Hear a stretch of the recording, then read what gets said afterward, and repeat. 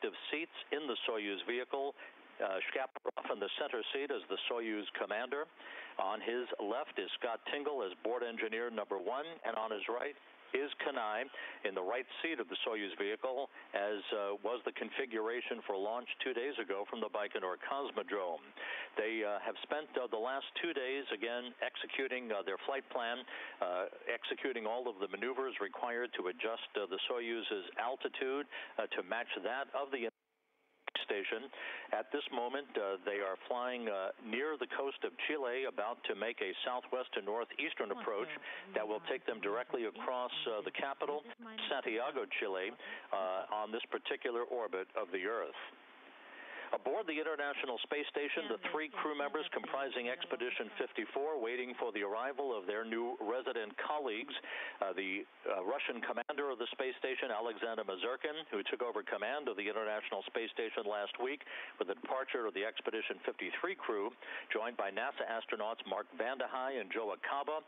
They will be awaiting the arrival and docking of the Soyuz vehicle to the Rassvet module a short time from now, and then a period of leak checks at both sides of the docking interface and a pressurization of the vestibule, the small passageway on both sides of the docking interface, will precede the opening of the hatches that will enable the station to resume its 6-man presence on board as Expedition 54.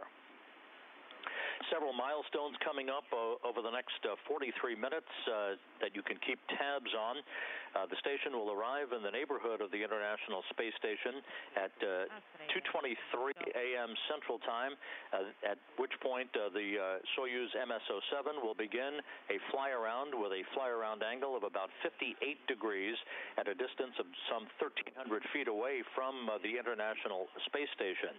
That will set up the Soyuz in perfect shape for a brief period of station keeping at 2:32 a.m. Central Time, just a few seconds worth of station keeping to enable Russian flight controllers to ensure that they have the correct alignment of the forward docking probe of the Soyuz to the Rassvet module.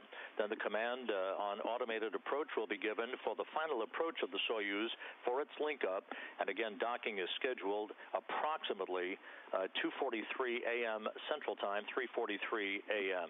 Eastern Time.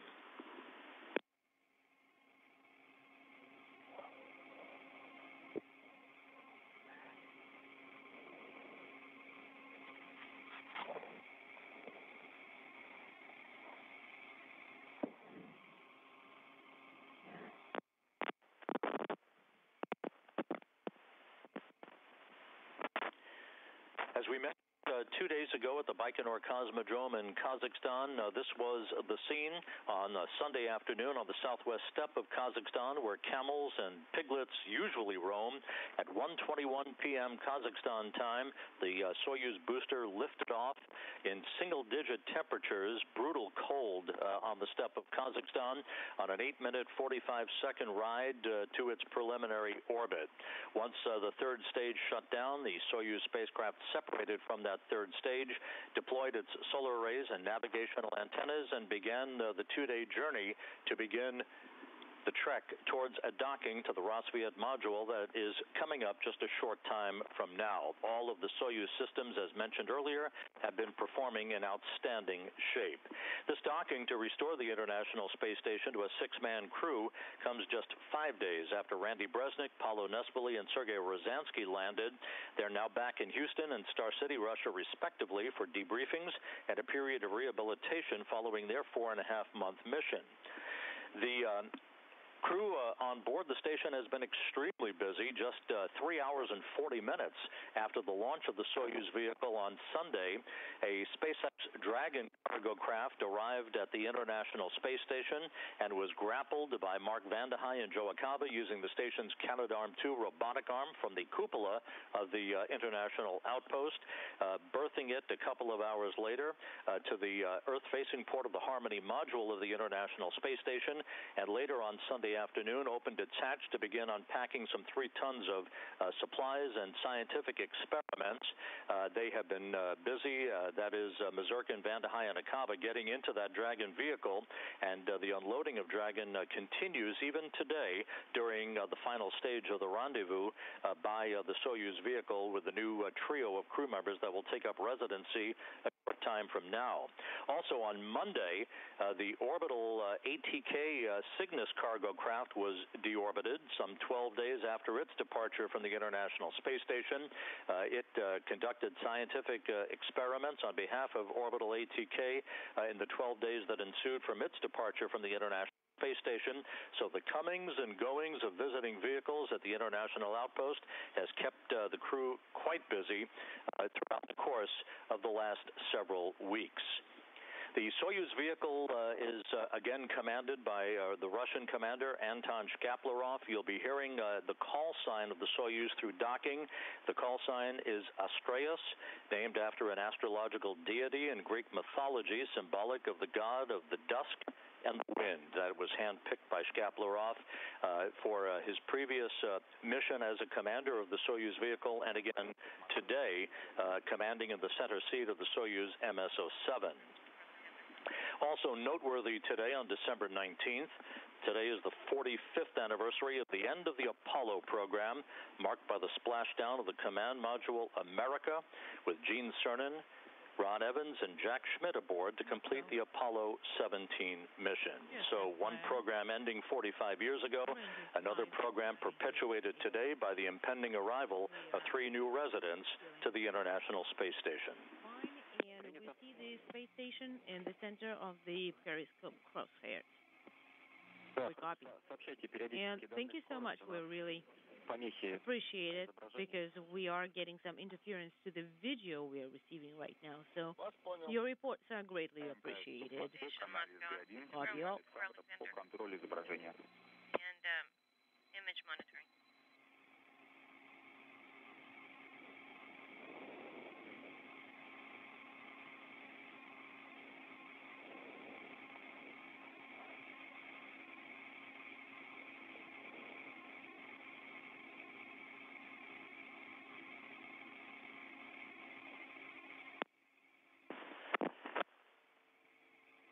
The Soyuz MS-07 is currently in the midst of conducting a series of what are known as impulse burns, small mid-course correction firings of either the Soyuz main engine or its thrusters, depending on the particular burn in question. This, again, positioning the Soyuz to enter the field of the neighborhood of the Space Station about 14 minutes from now for the start of its fly-around, again at a range of about 1,300 feet away from its docking port at the Rosviet module. This crew will remain attached to the International Space Station with its Soyuz MS-07 vehicle for an extended period of time. Their mission recently extended to a period of in excess of 160 days in orbit. They will not be returning to Earth until June 3rd now, to enable a full science complement for the Japan Aerospace Exploration Agency to be completed. The initial duration of this mission had been in the neighborhood of about 120 days, was deemed to be a bit too short to complete all of the scientific objectives. So that mission now extended as Tingle, Shkaplerov, and Kanai will get bonus time on orbit. Their landing now scheduled for June 3rd.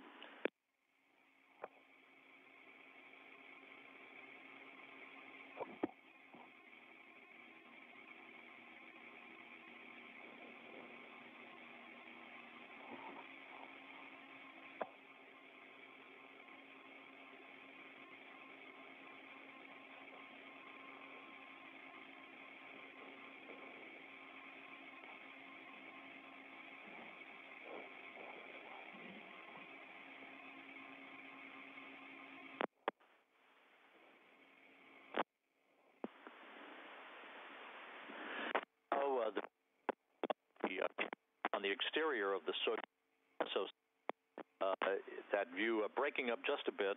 It'll be locked up in just a moment through Russian ground stations and through the tracking and data relay satellite system. We're about 3 kilometers away from the International Space Station, continuing to close at a steady rate for a link-up scheduled at 2:43 a.m. Central Time, 3:43 a.m. Eastern Time. The crosshaired engineering view that you're familiar with, it'll come back and it'll be locked up here a short time from now, at which time, and there it goes, you'll see the form and the shape of the International Space Station grow larger in field of view, with docking scheduled approximately 32 minutes from now.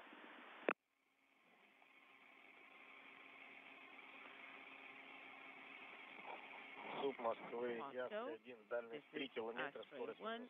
The range is, with correction, 3 kilometers, and range rate is minus 8.47. The International Space Station and the approaching Soyuz spacecraft with its 3 residents on board, currently flying 253 statute miles above the Earth, moving from southwest to northeast, just off the coast of Uruguay. All of the Soyuz systems are functioning perfectly, and again, Anton Shkaplerov, the Soyuz commander, is in the center seat of the Soyuz vehicle. To his left, NASA flight engineer Scott Tingle, and to his right, Norishige Kanai of the Japan Aerospace Exploration Agency. Tingle and Kanai enjoying the first days of their first flight into space, this being the 3rd mission for Anton Shkaplerov.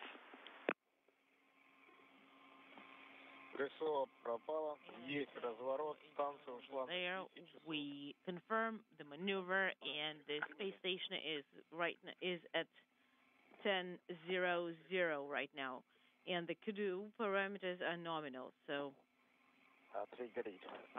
could you confirm?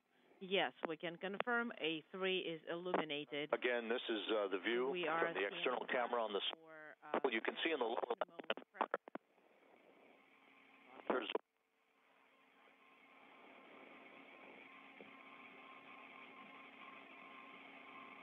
meters per second.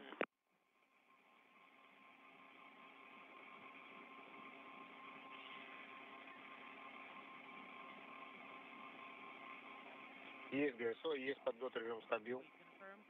GSO, and also prep of the stabilization mode, and then everything continues to be reported to be in great shape with the Soyuz vehicle. This view from the external camera, as we mentioned a moment or two ago. In work, no firing, illuminated, and we confirm GSO is no longer illuminated, and we have OSCA, and we see the maneuver. Also, prep of the stabilization mode is no longer illuminated. We are recording the SKD thruster data numbers. The delta V was 5.24. 5.24. Moscow copies.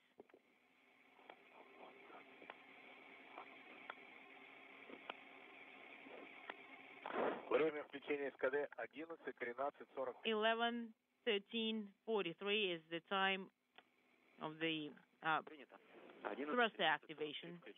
We copy 11:13:43. We are done with the maneuver, and the space station is at the center. We are moving on to page 76. And we have combined GSO 1, 3, 4, and we confirm acquisition. The range from course date is 1 kilometer, 600 meters, with the range rate of minus 4.14 kilometers.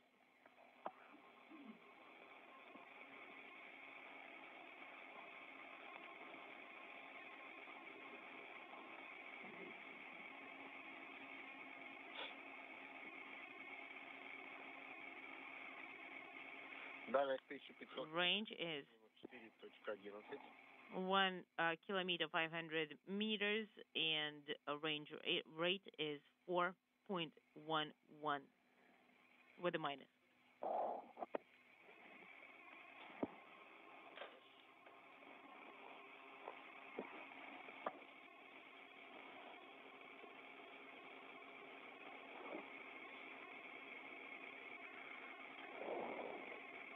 Astra MCC Moscow.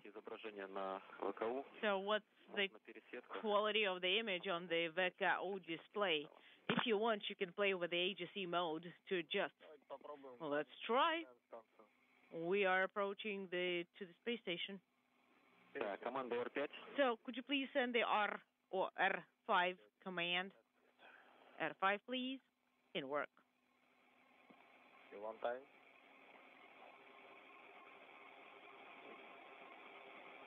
One more. One more. One more. Speaking in English. And one more. Moscow. Are you receiving the video image? With some interference right now. But it seems... Well, we do see the ISS on the VKO. Awesome. Just do whatever is more convenient. This is Mission Control Korolyov. Once again, the path of the Soyuz MS-07 to the International Space Station continues in flawless fashion. Right now, the Soyuz is just over 1 kilometer away from its destination to the Rosviet module on the Earth-facing side of the Russian segment of the station, closing at a rate of about 3.5 meters per second. At the time of contact and capture that is coming up in just about 26 minutes from now at 11:43 Moscow time, 2:43 a.m. Central Time, the closure rate will be down to just 1/10 of a meter per second. The docking probe will be activated at the forward portion of the Soyuz. After contact and capture, there will be a short period of a couple of minutes to allow the relative motion of the two vehicles to dampen out against one another before the docking probe is retracted to initiate the closure of the hooks on both sides of the docking interface to form a hard mate. The next hour and a half or so after docking will be spent by both crews on either side of the docking interface, Alexander Mazurkin in particular on the station side, and Soyuz commander Anton Shkaplerov on the Soyuz side of the docking interface conducting leak checks to make sure we have a tight seal between the two vehicles prior to the pressurization of the small passageway between the Soyuz and the Rosviet module that will be the precursor to the opening of the hatches. Приняли.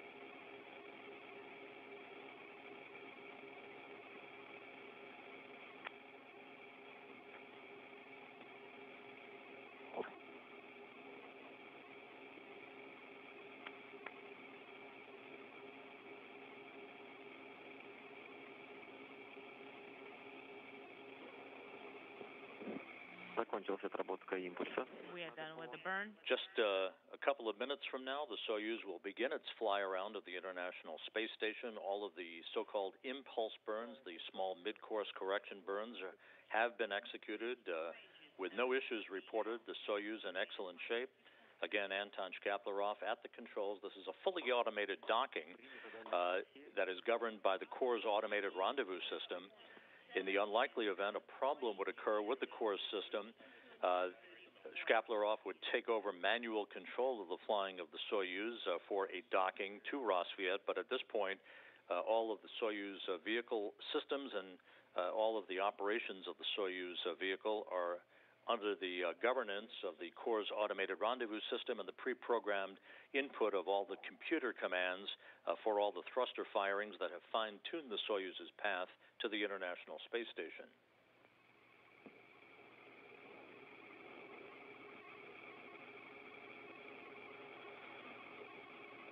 Далее 600 метров, скорость минус 1.50. 600 and range rate is minus what, 0.50?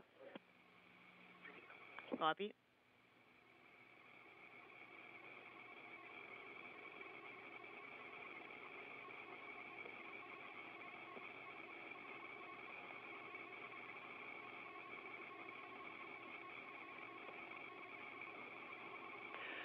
This view now from external cameras on the International Space Station showing the Soyuz MS-07 as it is now just 560 meters away, closing at a rate of 1.5 meters per second, approaching the neighborhood of the station to begin a fly around of 57.8 degrees in angle at a distance of just 1,300 feet.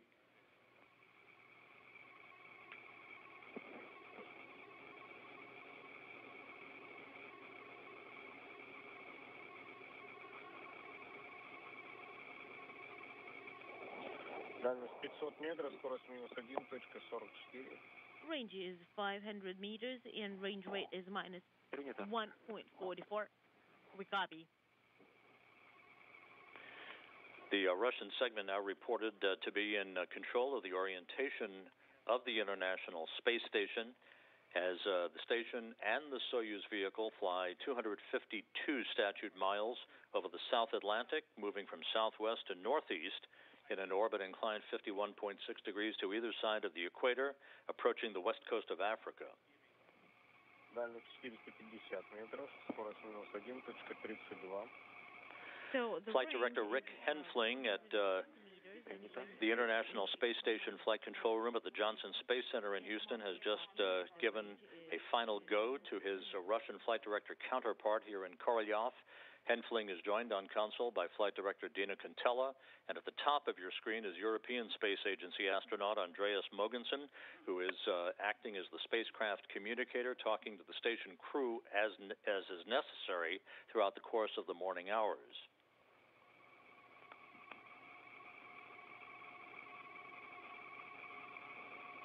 Дальность 400 метров, скорость минус 1.12. Начался облет. Moscow, we have started the fly around. We are moving to page 77. The range is 400, and the range rate is 1.24. And the range is 0.38 kilometers. Range rate is minus 1.47. Moscow copies all. Дальность 360. Range is 360. And so, as you heard, the fly-around of the International Space Station has begun by the Soyuz MS-07. Again, all of this under an automated, pre-programmed computer control. Anton Shkaplerov in the center seat of the Soyuz, flanked to his left by Scott Tingle of NASA, and to his right by Norishige Kanai of the Japan Aerospace Exploration Agency, as they approach what will be their home for almost 6 months. We see the docking node clearly. Yeah, we'll copy.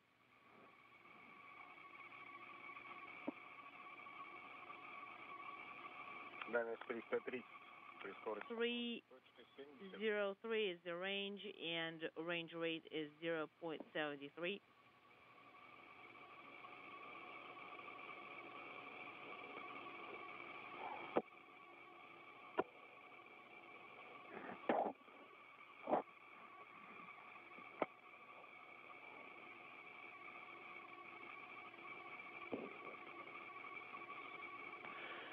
In this view, in the lower left-hand corner, you're looking at the ISS Progress 67 cargo craft that will undock from the International Space Station on the night of December 27th, completing its mission as it will be deorbited. Another Progress resupply ship resides on the Pirs docking compartment on the Earth-facing side of the Russian segment, and there is another Soyuz vehicle, of course, that brought Joe Akaba, Alexander Mazurkin, and Mark Vanderheid of the station back in September. Monitoring the range and range rate data. We have selected inaudible, and we are in the RODK Rus. Could you please turn that on?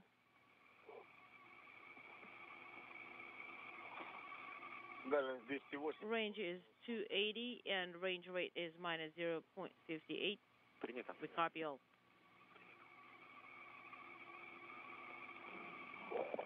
Russian flight controllers here in Korolyov providing Shkaplerov with range and rate of closure information that matches all of the parameters on board the Soyuz spacecraft. So far, so good. A perfect approach by the Soyuz as it continues its fly-around to precisely align itself with the Rosviet module, which will be its port of call for docking coming up just a few minutes from now. The Rosviet module saw the undocking of the Soyuz MS-05 vehicle just a few days ago that brought Randy Bresnik, Paulo Nespoli, and Sergei Rosansky home after their 4.5-month mission on the orbital outpost.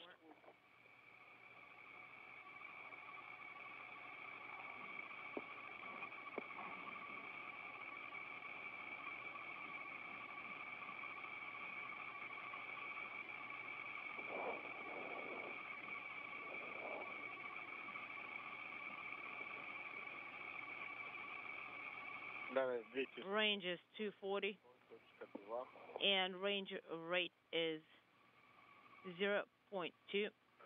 We copy all. The Soyuz about halfway around the angle of its fly-around to align itself with Rossviet. The Rossviet module is on the Earth-facing side of the Russian segment of the station.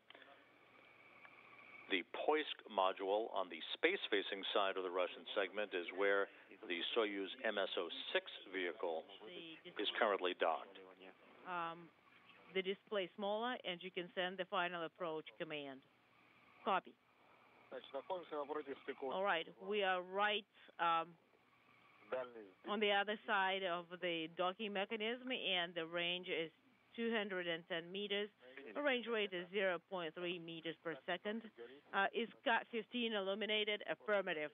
And after that, off nominal.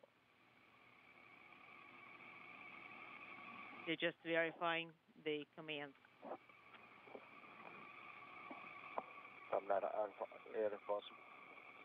Moscow.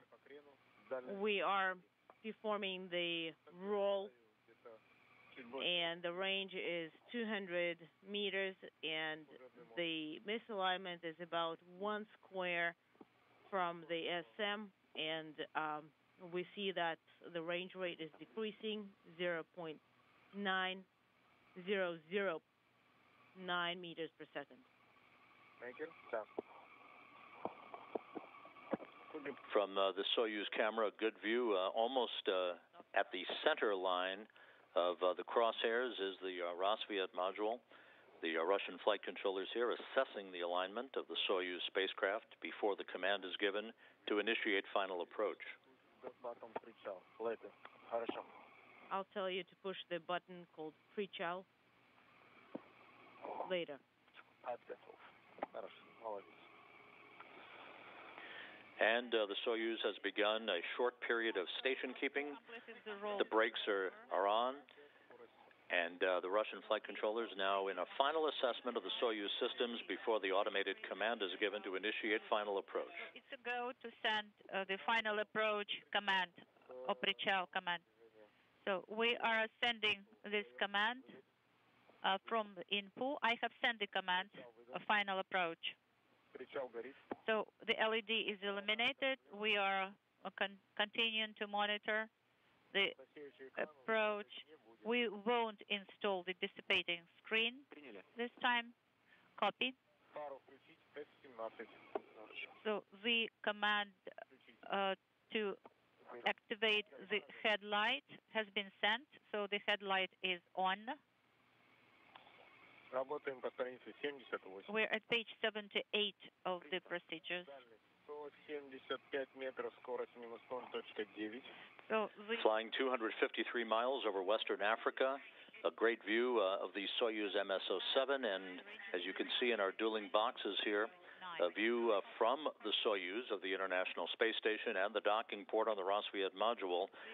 Final approach is expected just moments from now, docking scheduled at 2:43 a.m. Central Time. We may have a handover between tracking and data relay satellites at the time of contact and capture, unless the docking is executed a few seconds ahead of schedule. So the closing range is 150, and the range rate is -0.8. And final approach now has been initiated, as you can hear. Currently, the Soyuz is approaching the station at a rate of 0.8 of a meter per second.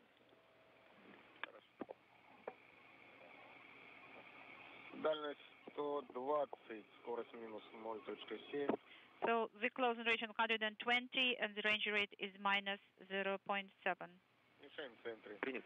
The target is in the center, and it's about 2 degrees.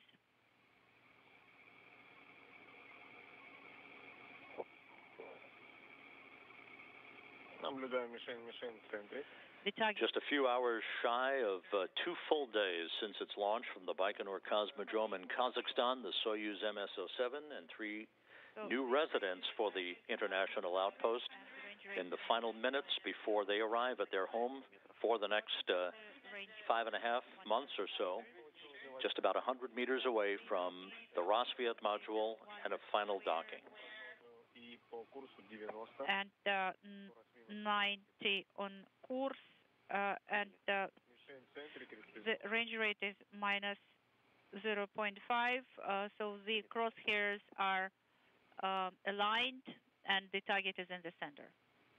Copy.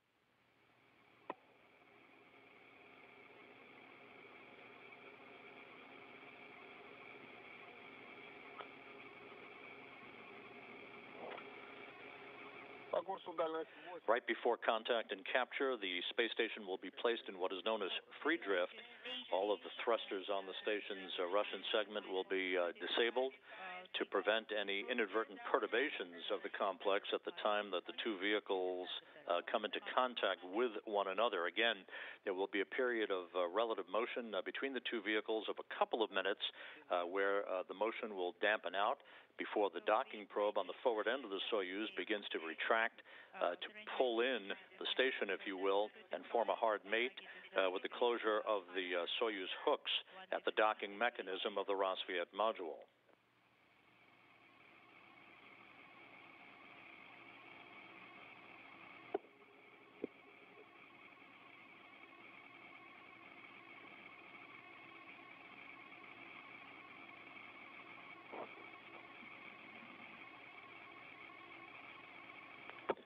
Soyuz now less than 60 meters away, closing at a rate of 2 meters per second.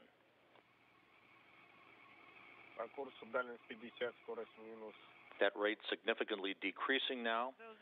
The approach rate is governed again by the Corps' automated rendezvous system, and now we are under 1 meter per second of closure rate. And again, at contact and capture, the Soyuz will be traveling at a glacial speed of just 1/10 of a meter per second.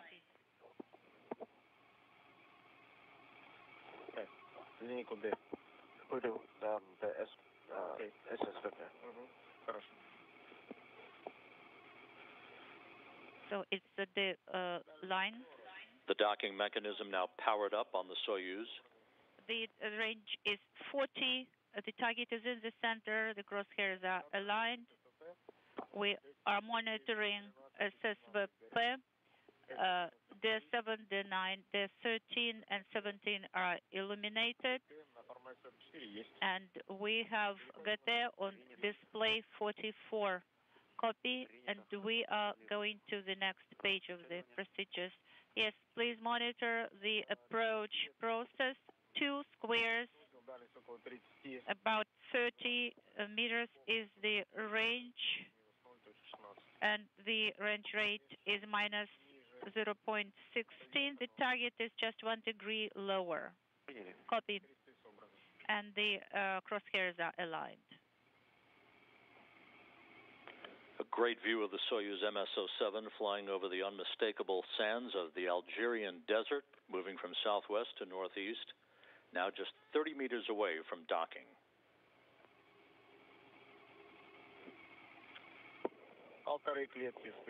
So the docking node is 105 squares.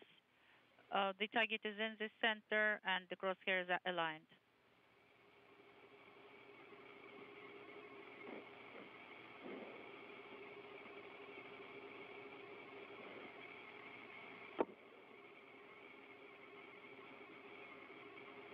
The Soyuz at the correct closure rate of 1/10 of a meter per second, closing in on 25 meters away.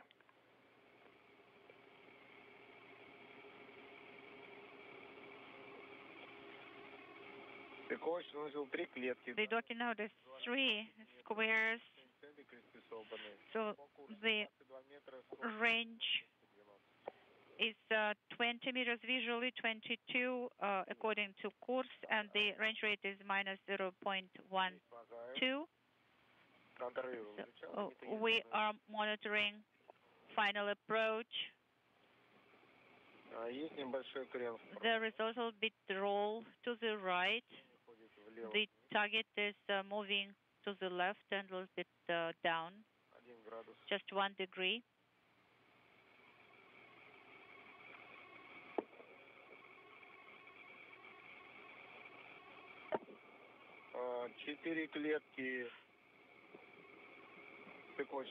The docking notice 4 squares, so the target is on the left and a little bit lower with a roll of about 4 degrees. Copy.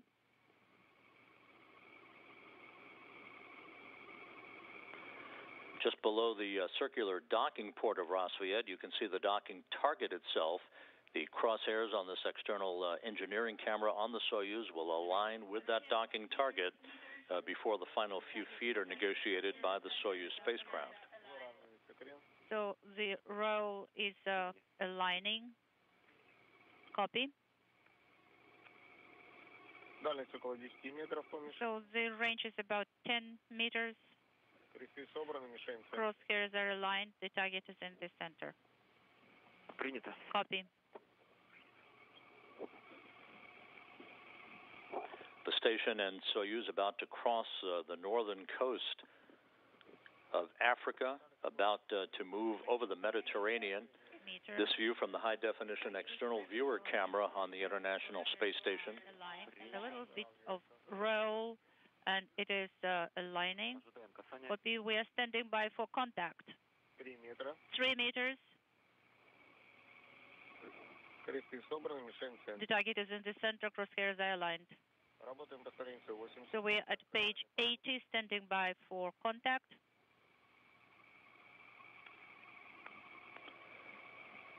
Just about 10 meters separating the Soyuz and the station. Is the range?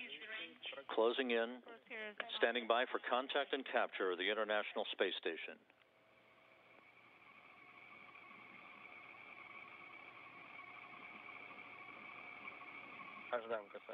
Standing by for contact.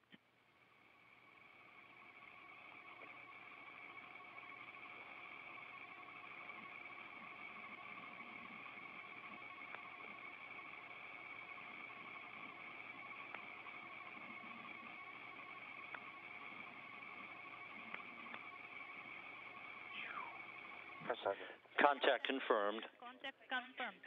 Capture confirmed. Now we have at 2:39 a.m. Central Time, 3:39 a.m. Eastern Time, as the Soyuz MS-07 and the International Space Station flew 253 miles over the boot of Italy. Mechanical contact is 11:39.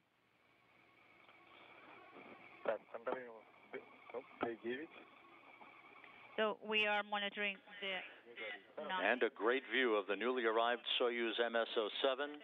Again, docking confirmed at 2:39 a.m. Central Time, 3:39 a.m. Eastern Time. 253 miles over the boot of Italy.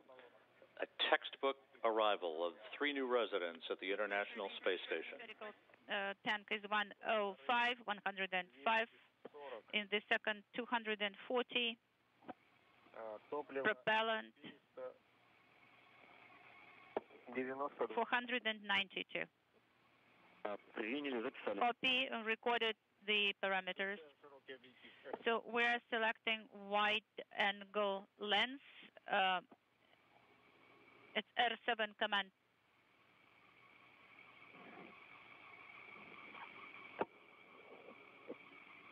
Хорошо, отключаем парус. Да, Okay, working. Отключить Oh, deactivating the headlight.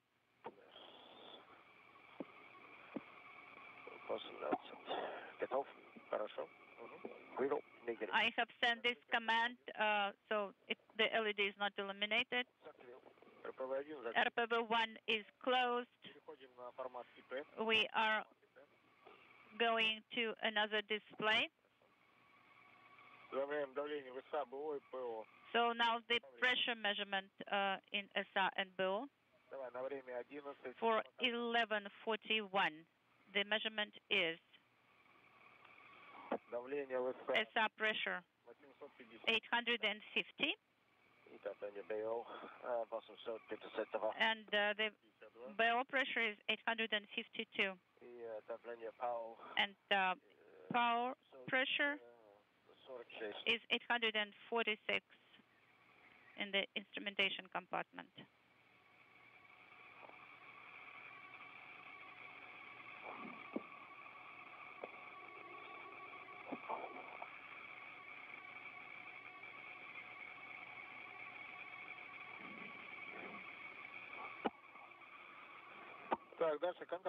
So we are monitoring.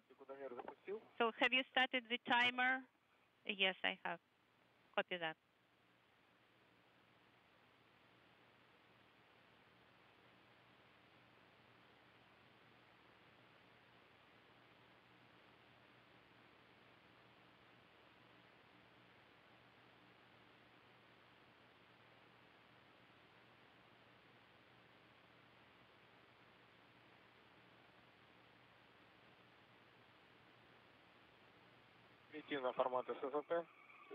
So we will go to SSVP display for monitoring.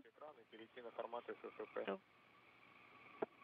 close this screen and transition to SSVP display. У меня картинка просто мишени. И мне дальше надо работать.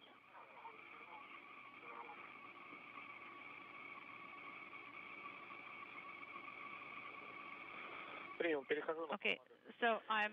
This is Mission Control Korolyov in the wake of the docking of the Soyuz MS-07 to the International Space Station's Rossviet module. The visiting vehicle officer at Mission Control in Houston, Heidi Paris, reporting that the Soyuz hooks are now driving to form a hard mate between the two vehicles.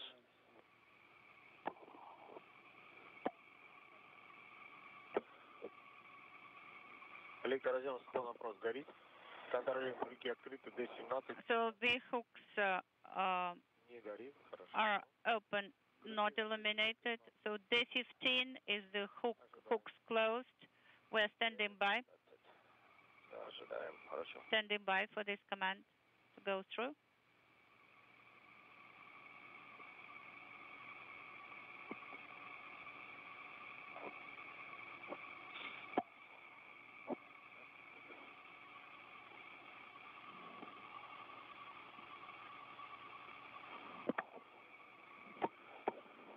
Дальше смотрим, продолжаем.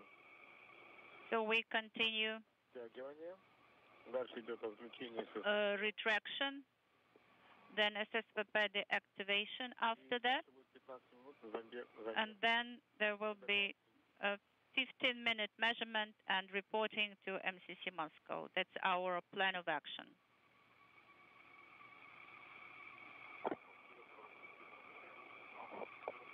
And the visiting vehicle officer now reports that the Soyuz hooks are closed. We have a hard mate now between the Soyuz MS-07 and the International Space Station's Rossviet module, completing a flawless approach and a flawless 2 days of flight for the Soyuz vehicle following its launch on Sunday afternoon from the Baikonur Cosmodrome in Kazakhstan.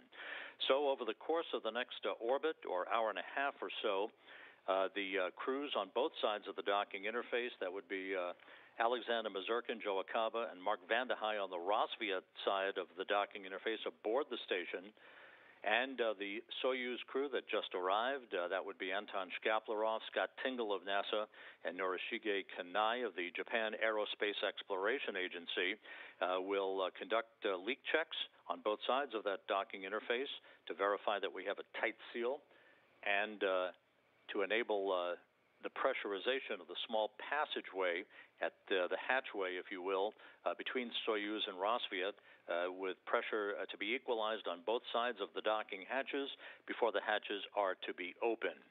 So just to recap, the Soyuz had 2 days of an uneventful ride and approach to the International Space Station, a fully automated docking occurring at 2:39 a.m. Central Time, 3:39 a.m. Eastern Time, just a few minutes ago, as the station and Soyuz flew 253 miles over the boot of Italy. Hooks now closed, a hard mate between the two vehicles. With that, let's offer just a programming note coming up at 4 a.m. Central Time, 5 a.m. Eastern Time. We'll be back on the air with our hatch opening and welcoming ceremony broadcast as the hatches will swing open between the Soyuz and the station, enabling the crew members to unite and to begin their joint mission together as a six-man Expedition 54 crew. We are also expected to be joined during our hatch opening coverage by a distinguished guest, the U.S. Ambassador to Russia, the Honorable John Huntsman, who will be with us here at the Mission Control Center in Korolyov, and who is also expected to offer his well wishes to the crew at the time of hatch opening that is scheduled at approximately 4:35 a.m. Central Time, 5:35 a.m. Eastern Time. Once again, a flawless textbook rendezvous and docking of the Soyuz to the International Space Station. It just couldn't have gotten any better. We'll see you back a short time from now at 4 a.m. Central Time, 5 a.m. Eastern Time with our hatch opening and welcoming ceremony broadcast. For now, this is Mission Control Korolyov. So we are deactivating SSVP mode. Moscow.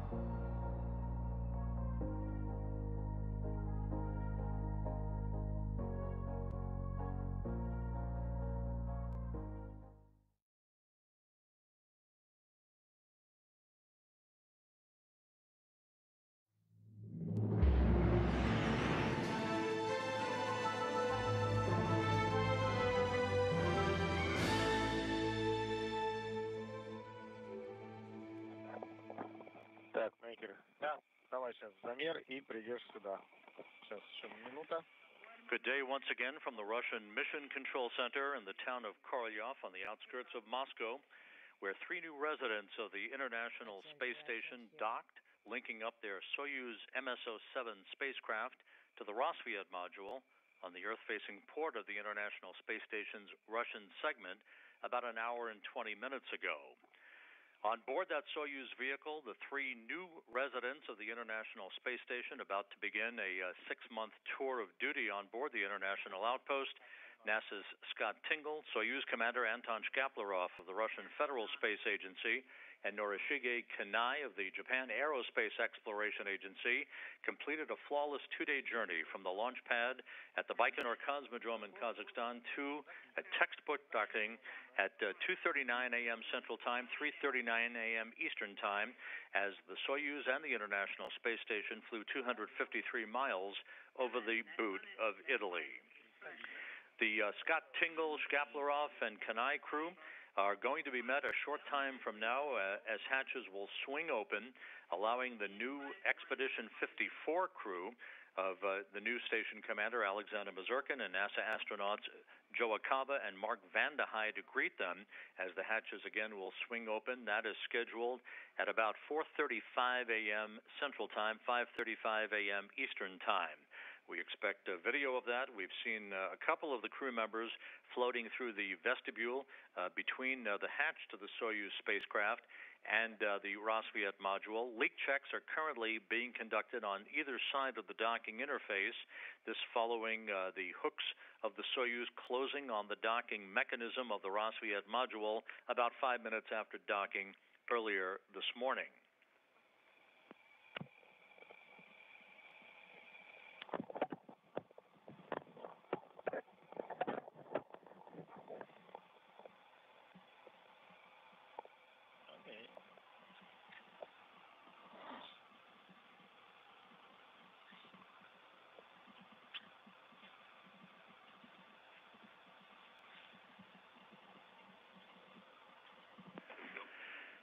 This is a replay of the approach of the Soyuz MS-07 about an hour and a half ago, as in this case, the Soyuz was flying in proximity to the International Space Station over the desert of Algeria. It soon then crossed over the northern coast of Africa and the Mediterranean en route to the final approach and link-up. Again, this was a completely automated approach governed by the onboard systems on the Soyuz and the Corps' automated rendezvous system. And again, here is a view from the Soyuz external camera as the spacecraft closed the final few meters for contact and capture, with docking occurring again at 2:39 a.m. Central Time, 3:39 a.m. Eastern Time. At this point, leak checks, again, are being conducted on both sides of the docking interface in preparation for the opening of the hatches that is scheduled, again, at 4:35 a.m. Central, 5:35 a.m. Eastern Time. In attendance here in the Russian Mission Control Center, and who will be joining us shortly, is the U.S. Ambassador to Russia, the Honorable John Huntsman, who will join us here in our broadcast studio in the Russian Mission Control Center to talk a bit about activities today and the overall complexion of joint International Space Station cooperation. So we'll be expecting the arrival of Ambassador Huntsman here a short time from now. Once the hatches are open, the 6 crew members will make their way into the Zvezda service module, as is the traditional activity for the welcoming ceremony, in which they will accept congratulatory calls from Russian officials, from Ambassador Huntsman, from Kirk Shireman, the ISS program manager, from program officials from the Japan Aerospace Exploration Agency, and family members of the crew members. And we'll be broadcasting all of that a short time from now as the crew members gather on the balcony overlooking the ISS Flight Control Room here at the Russian Mission Control Center.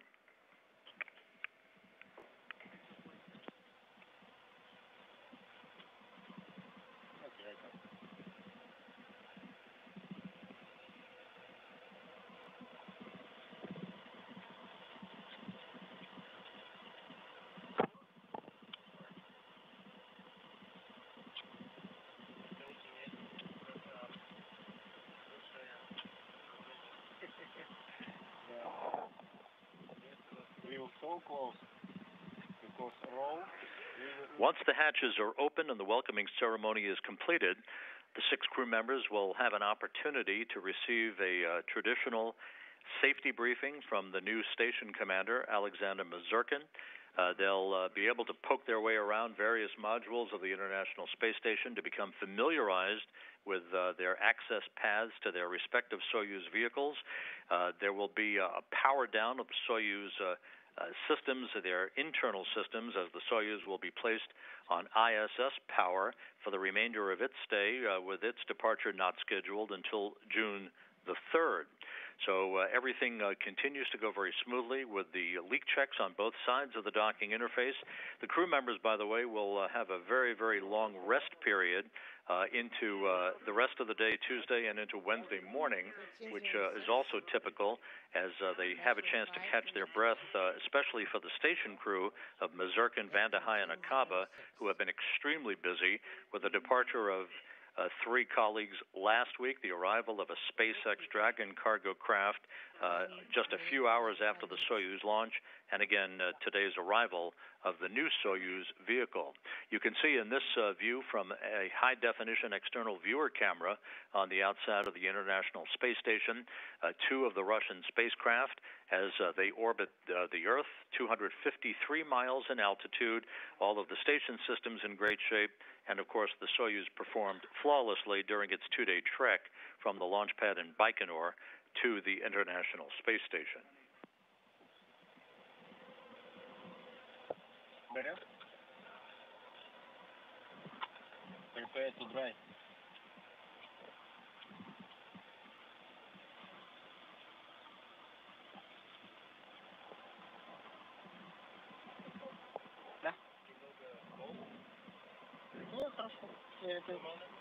It's new thing. Yeah, you can see. Color. Modern color.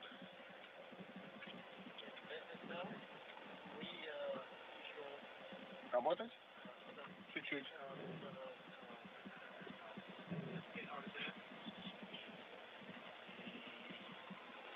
Step by step. Now, yeah, later of course. Don't worry. I will check. During the conservation.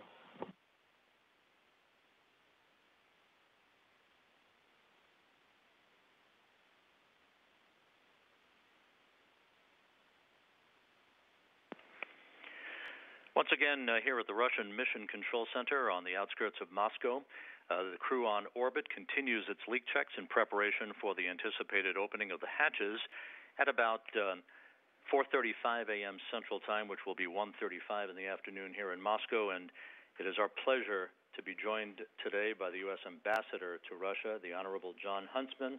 Mr. Ambassador, thank you for joining us today. It's a great pleasure. Thanks for having me. Sir, the arrival of this new multinational crew to the International Space Station today is the latest chapter in this unbroken permanent human presence in space, in particular the close-knit international cooperation of the United States and Russia in space exploration, again highlighted today by the arrival of the crew. Your thoughts on the importance of that partnership and the example that the U.S. and Russia are setting in space exploration for the future? Oh, I think it's absolutely huge. I mean, this has been an unbroken level of collaboration since 2000 between the United States and Russia. And our work together goes back to 1975, at least. And what it says to me is that there's a lot of cachet in space exploration. That brings Russia to the table, particularly during a time when our bilateral political relationship isn't perfect. We have some issues we're working through, some very difficult and complicated issues. But it shows that both sides are willing to put science and the betterment of humankind before politics and diplomacy on the ground. And I think that says something very good about both countries. It has been more than 40 years since the U.S. and Russia demonstrated their joint prowess in space during the historic 1975 Apollo-Soyuz mission. I understand that the commanders of that mission the iconic Tom Stafford and Alexei Leonov, visited your high school in Salt Lake City in 1977. What impression did that visit leave with you, and which has endured throughout the years? It's just unbelievable to think back now, sitting in high school at the Highland High School auditorium, when in 1977, out of seemingly nowhere, we had a cosmonaut appear on the stage of the auditorium, and Tom Stafford, who I know today, I didn't know then. But the impressions that they both left behind were so enduring and indelible. I carry them with me even to this day.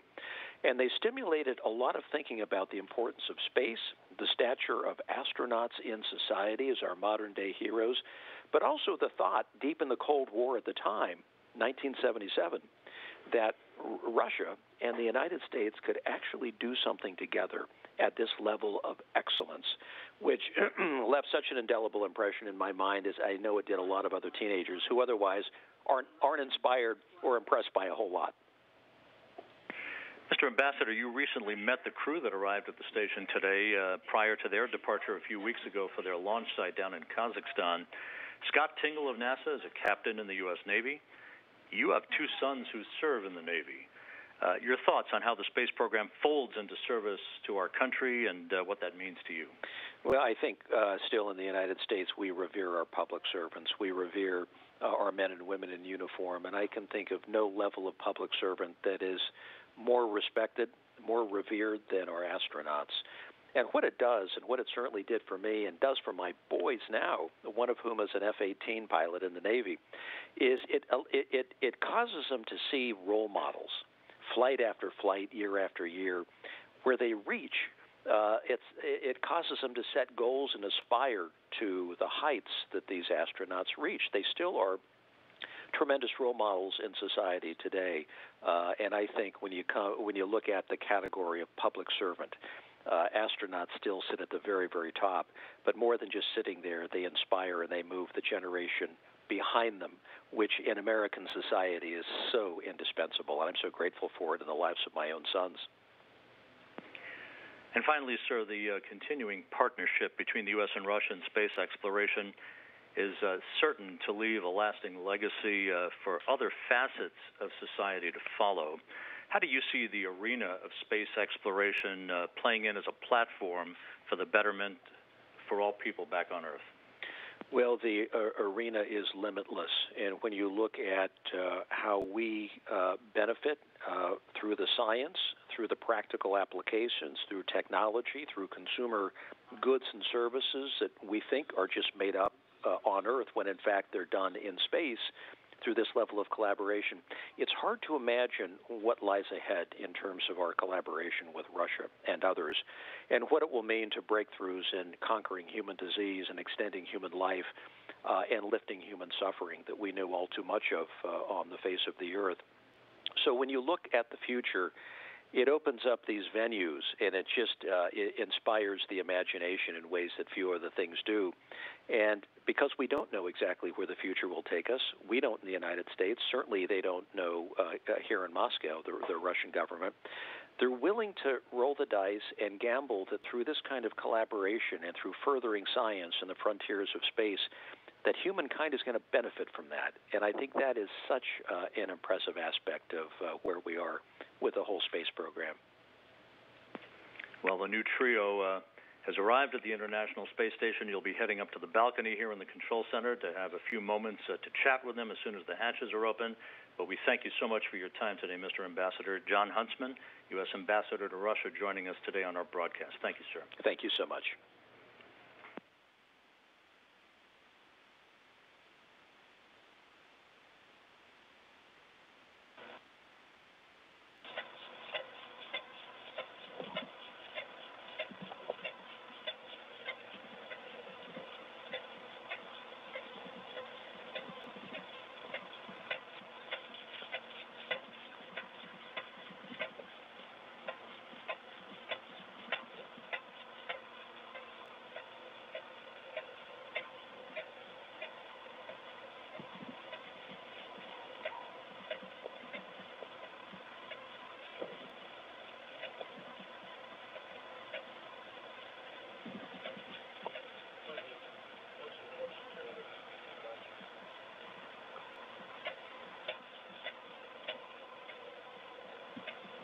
has a lot of experience.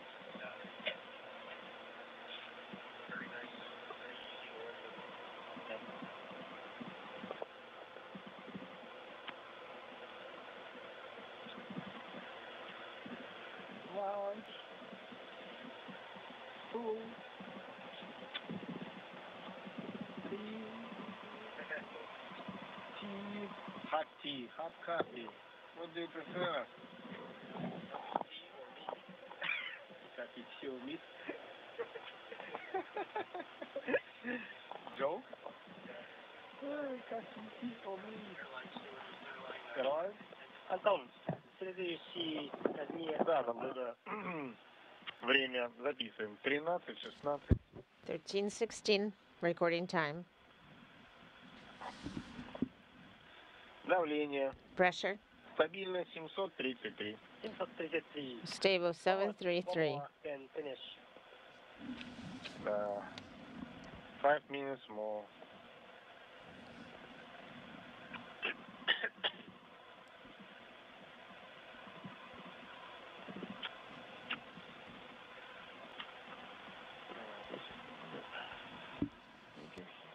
This.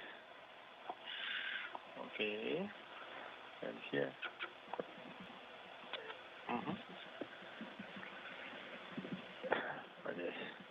Сейчас. Nemo? I can give you your bed there.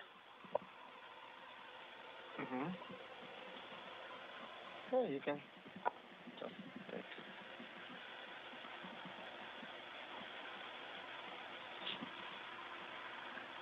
Yep.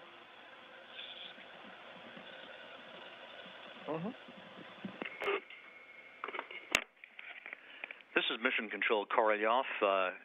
The crew on the Soyuz MS-07 continues the final check of the pressurization across the hatchway to the vestibule of the Rosviet module, to which the Soyuz docked to at 2:39 a.m. Central Time, 3:39 a.m. Eastern Time. All of that has gone very smoothly, and the crew should be on target for the opening of the hatches in about 20 minutes from now, slightly less perhaps than 20 minutes from now. The Soyuz now attached firmly to the Rosviet module, with all 6 crew members about to greet one another through the opening of the hatches, currently flying 253 miles over Central Europe as we continue to monitor the progress of the final stage of the leak checks and the equalization of pressure across the hatchway into the vestibule of the Rosviet module. Okay, MCC Moscow. Да, слушаю вас. Go ahead. Так, ну, у нас остался последний замер в 13:21. Дальше мы будем делать ускоренное выравнивание. And then we're going to perform expedited equalization. Okay, let me take a look.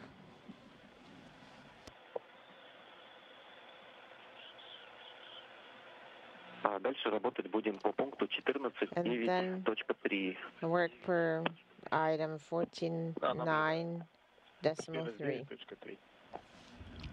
Okay, 14.9.3. Copy. I wanted to pass along information in advance because after the hatch opening, we're not going to be talking in the loops after that. You need to execute steps. Stand by.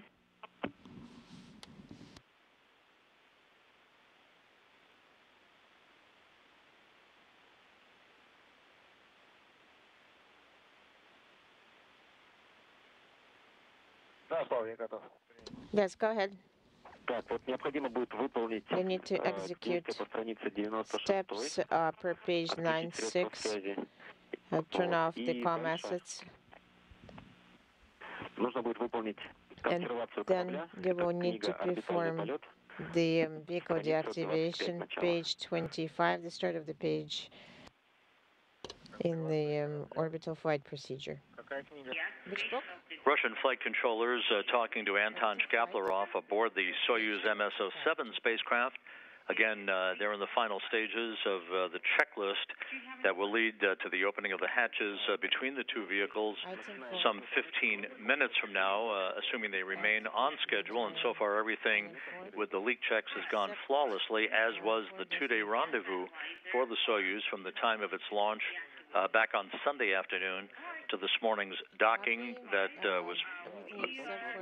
took place without a hitch at 2:39 a.m. Central Time, 3:39 a.m. Eastern Time.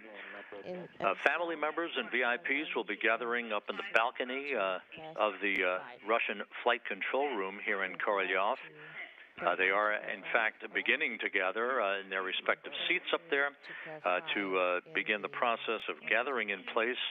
Once the hatches are open, the crew members, after they have had a chance to greet one another initially, will move into the Zvezda service module, put on headsets, and prepare for the welcoming ceremony. And there's a view of the balcony here in the Russian Mission Control Center. In the center of your screen is U.S. Ambassador John Huntsman, who we just had the pleasure of talking to a few minutes ago. He's talking to members of Scott Tingle's family, who traveled down to the Baikonur Cosmodrome to watch Sunday's launch, along with family members of Norishige Kanai of the Japan Aerospace Exploration Agency, and Anton Shkaplerov, the Soyuz commander, who watched as his Soyuz craft deftly made its way automatically for its link up to the Rosviet module just under 2 hours ago. Page 6, deactivation of COM assets that's executed by the crew. Prior to opening the hatches, you will execute that step, open hatches, and translate to the orbital module.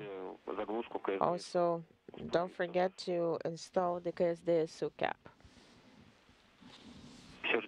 Okay, we'll be standing by for your pressure reading.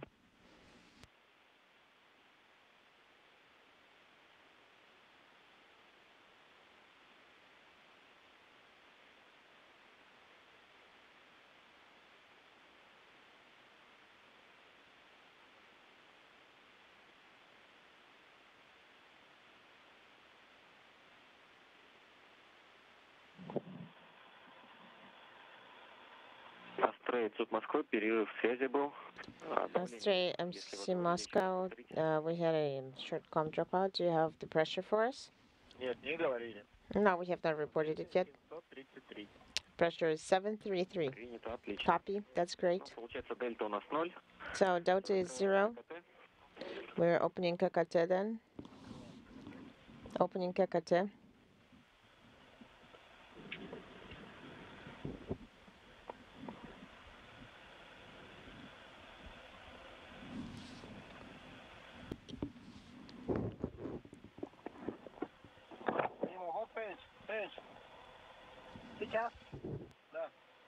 Right now? Yes. Which page? 92. Here in the Russian Mission Control Center in Korolyov outside Moscow, U.S. Ambassador John Huntsman to Russia is receiving a briefing from folks here regarding the front screens here in the control center and what those data screens are representing. Again, Ambassador Huntsman traveled to the Russian Mission Control Center here this afternoon so that he could be witness to the hatch opening and the union of these 6 crew members on board and this multinational crew that's represented. He also will have a few minutes to congratulate them, especially the new crew on their arrival to the International Space Station to begin what amounts to about a 5.5-month mission with their landing now scheduled for June 3rd. The landing of the other 3 crew members, the newly formed Expedition 54 crew, of Alexander Mazurkin, the station commander, and NASA astronauts Joe Akaba and Mark Vande Hei is scheduled for February 28th, Kazakhstan time, the evening of February 27th, back in the United States. They arrived on the International Space Station back in September. Executing item 9.3. KKT should be closed. Stand by. The International Space Station is currently flying just to the north of the Baikonur Cosmodrome, from which the Soyuz MS-07 spacecraft took off on Sunday afternoon, moving from northwest to southeast in an orbit inclined 51.6 degrees to either side of the equator.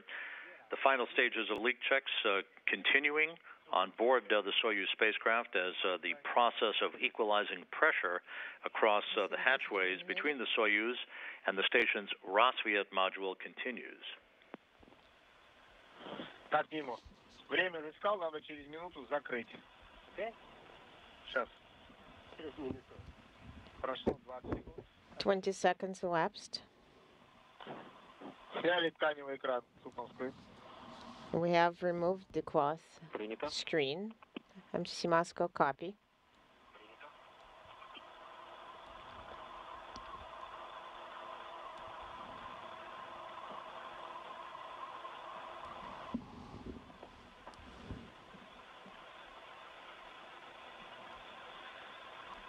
Нимо, подготовь, prepare, S6. Nemo, prepare S6.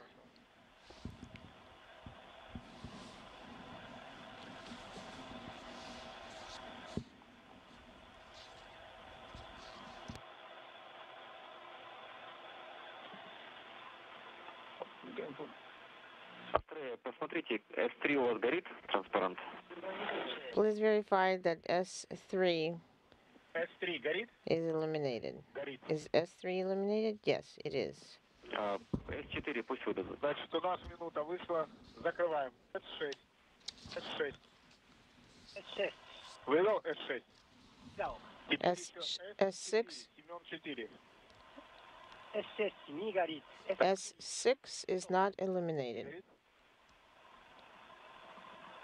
Выдал. Выдал. I sent it. Хорошо. СОП Москвы. MCC Moscow. Да, на связи. Just go ahead. СОП Москвы. На связи. S6, S4 не горят. S6 and S4 are not illuminated. Станция откроет свою сторону. Okay, then the station crew will be opening the hatch into their volume. Okay.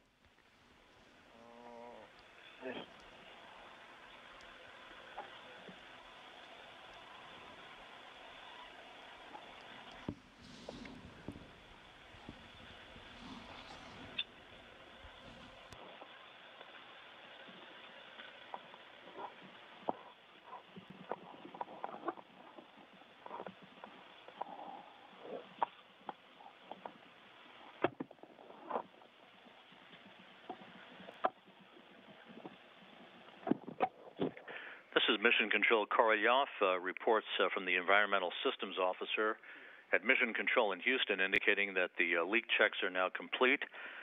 Pressure equalization checks are continuing in their final stage as we are nearing the point of the opening of the hatch, first on the station side, on the Rassvet module side of the docking interface, and then the hatches will be opened on the Soyuz side, enabling the 6 crew members to join one another for the first time.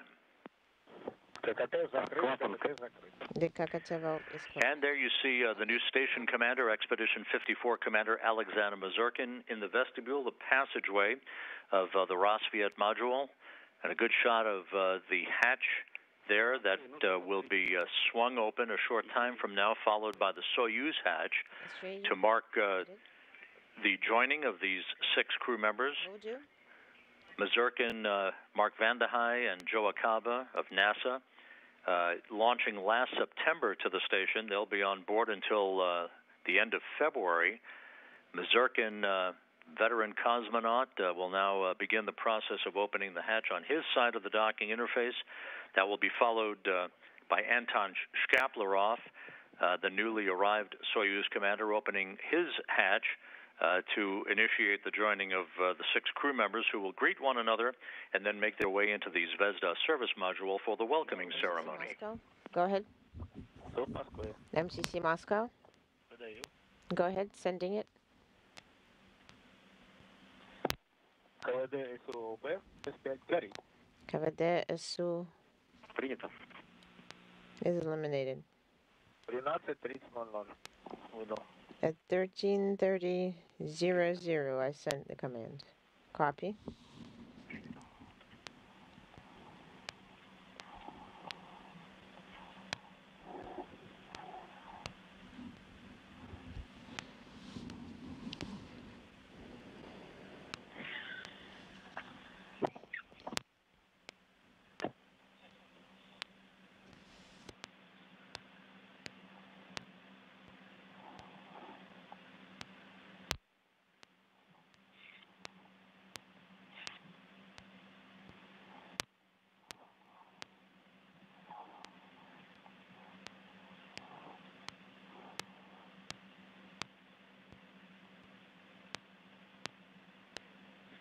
Супавская минута прошла, выдаю С6.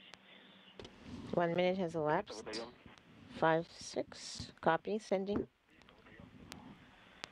Выдал, не горит. Все I хорошо. sent it. It's not eliminated. Okay, that's good.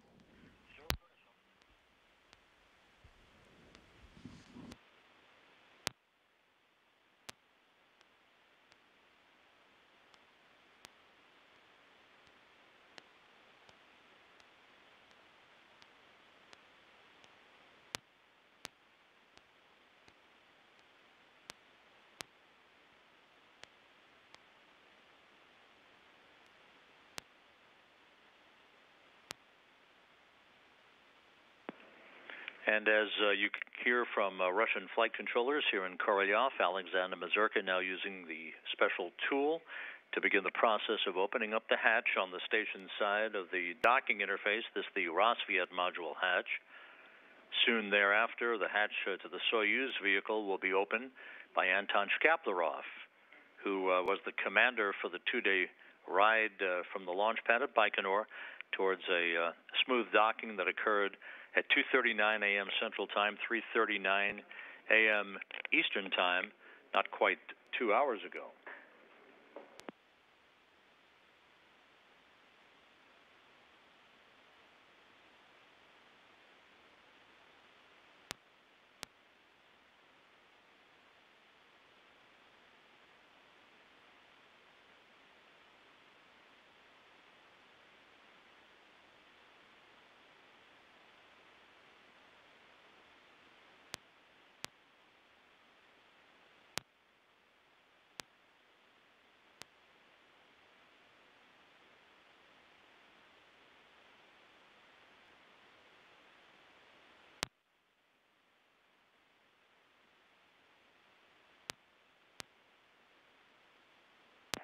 We are in a short handover between tracking and data relay satellites, and our communications network will be regaining both voice and video capability from the station just a few seconds from now.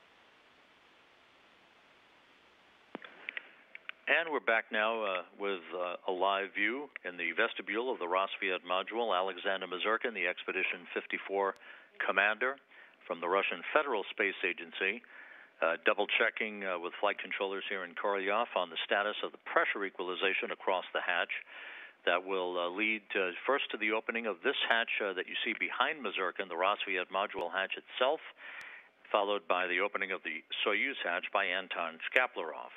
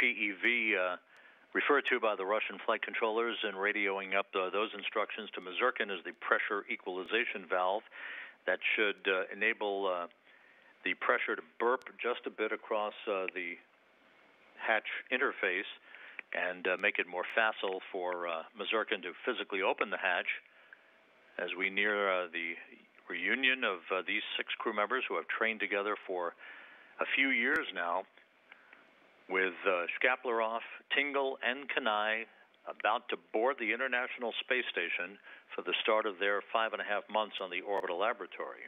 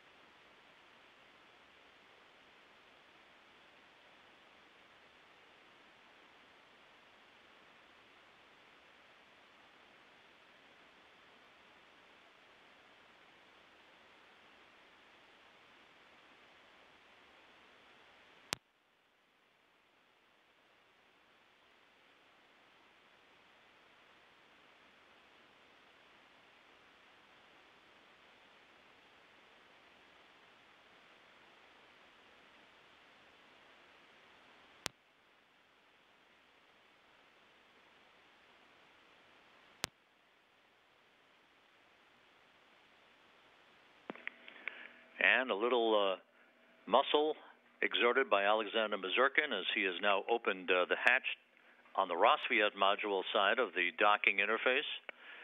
And now it's Anton Shkaplerov's turn to open the hatch to Soyuz, and we'll have the 6 crew members welcome one another before they move into the Zvezda service module.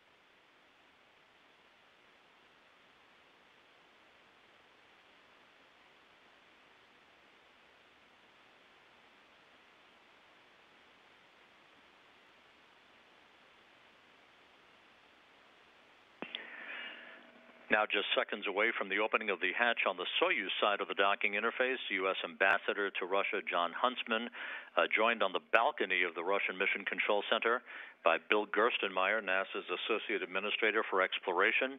They'll be among those who will offer their congratulations to the crew members, along with Russian and Japanese Aerospace Exploration Agency officials just a short time from now.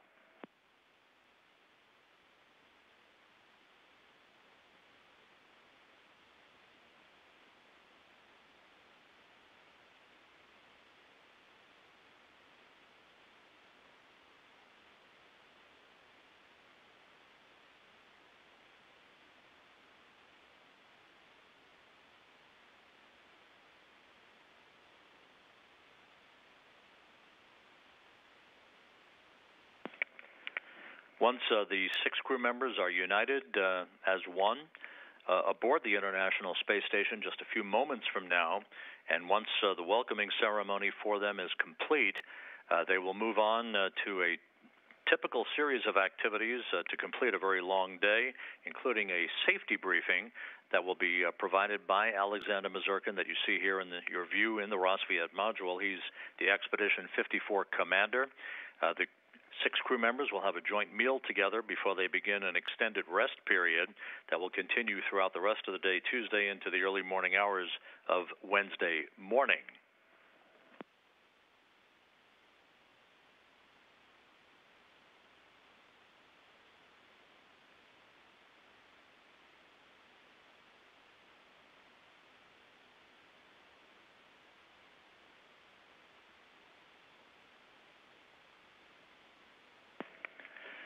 Aboard the Soyuz spacecraft, the 3 crew members, Anton Shkaplerov, Scott Tingle of NASA, and Norishige Kanai of the Japan Aerospace Exploration Agency, JAXA, will have had a chance by now to remove their Sokol launch and entry suits and change into more comfortable flight clothing following their 48 hours in a rather cramped, tight quarters of the Soyuz spacecraft that performed so well with no issues whatsoever during the 2-day transit from the launch pad at the Baikonur Cosmodrome.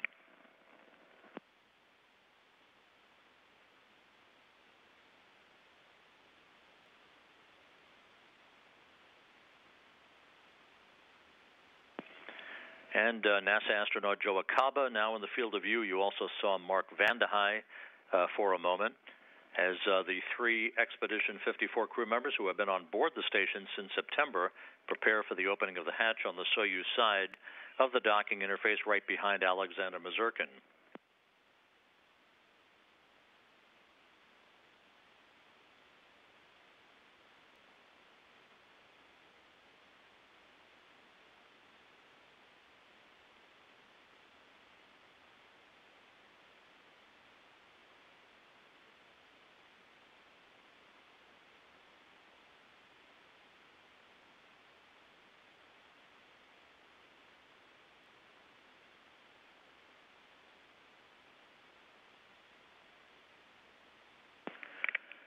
Joe Acaba, of course, in his 3rd flight into space, his 2nd long-duration mission aboard the International Space Station, a former educator who has been on board again since September, initiating a year of education on station. Acaba will return home at the end of February and will be succeeded in this year of education on station by a former crewmate on the STS-119 shuttle mission years ago, Ricky Arnold, who will launch on March 15th, U.S. time, for a 2-day journey in his own right with NASA astronaut Drew Feustel and their commander Oleg Artemiev, who will become part of Expedition 54 and remain on orbit throughout the course of the summer as members of Expedition 55.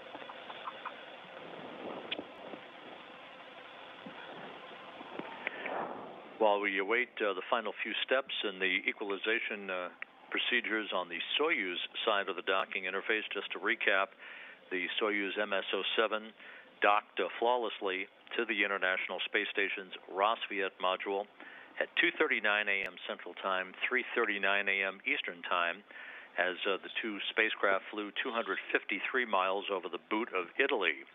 5 minutes after docking, Soyuz hooks closed to form a hard mate between the two vehicles, and leak checks then commenced as the crew members on both sides of the docking interface ensured a tight seal between the two vehicles.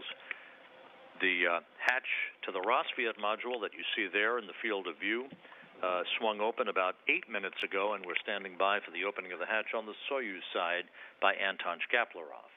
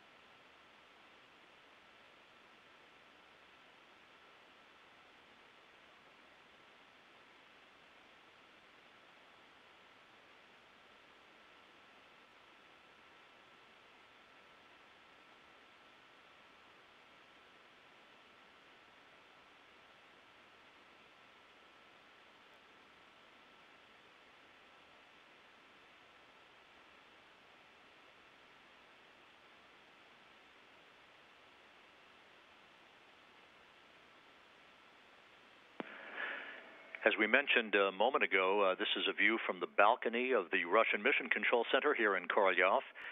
In the center of your screen, U.S. Ambassador to Russia John Huntsman conversing with Bill Gerstenmaier, NASA's Associate Administrator for Exploration, as they talk about various topics regarding the human spaceflight aspect of the joint cooperation and partnership between the United States and Russia, all part of the multinational complexion of the International Space Station program.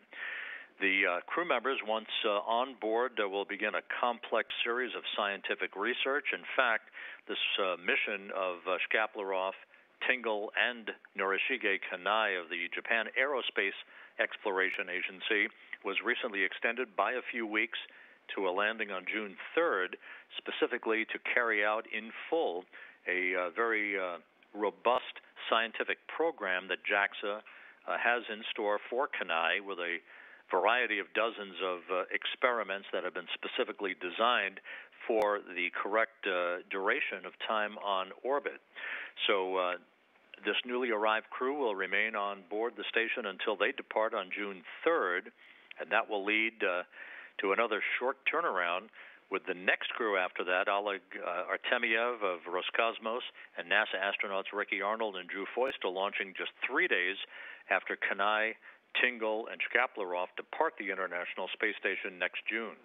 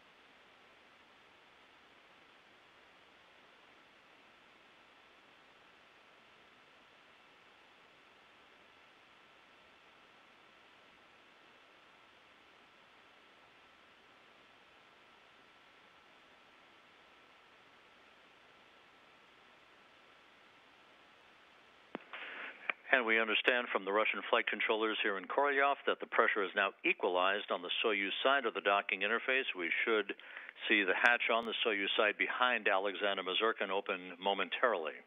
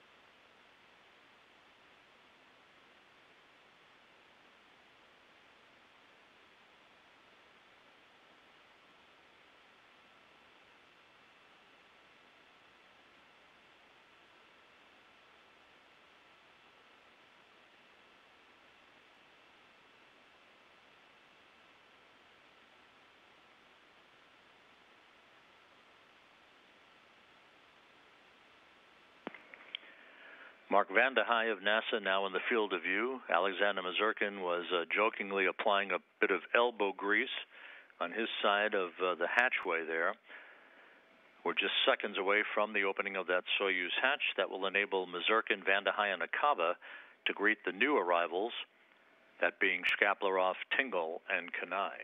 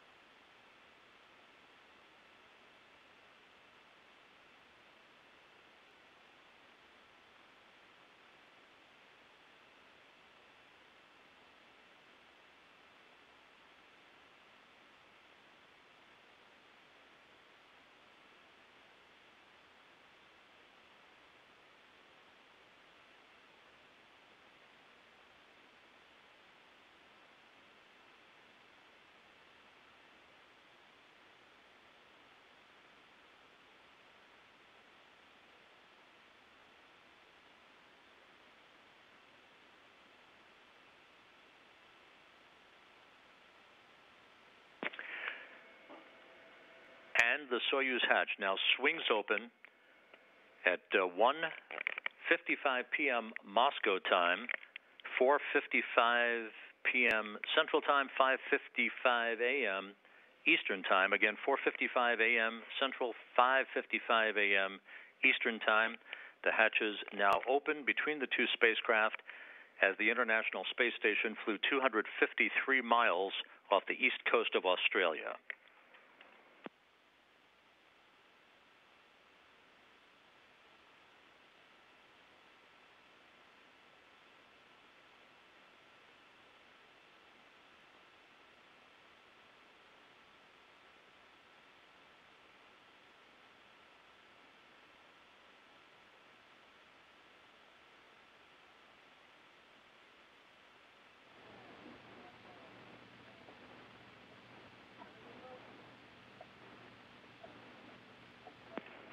Anton Shkaplerov first in, being greeted by Alexander Mazurkin, and then Joe Akaba, Mark Vande Hei.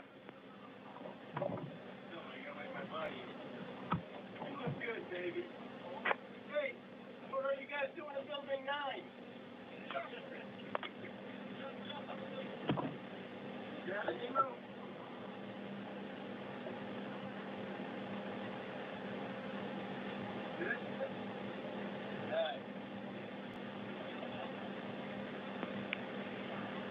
And Scott Tingle of NASA makes his way into the International Space Station for the first time.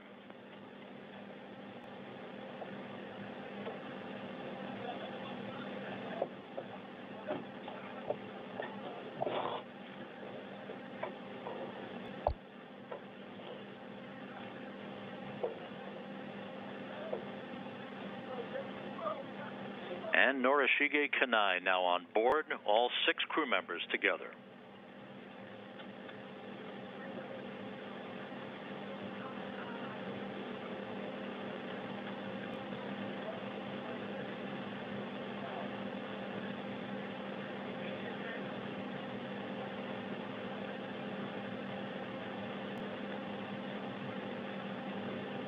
The crew now will make its way into the Zvezda service module to put on headsets and begin the welcoming ceremony to receive congratulations from Russian, American, and Japanese officials.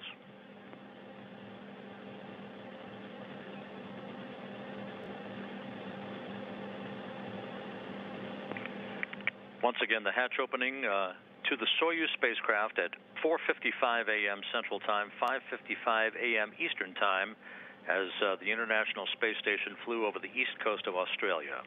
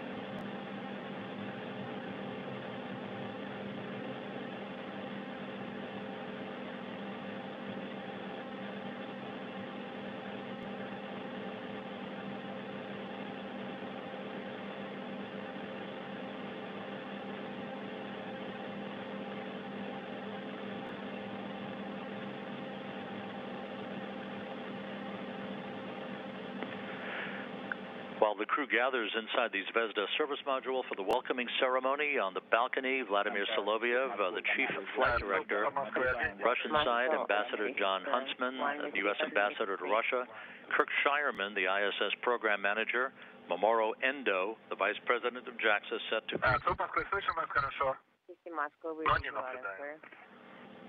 Yes, we see you. We read you out of well. Congratulations on successful ingress onto the station. Thank you very much.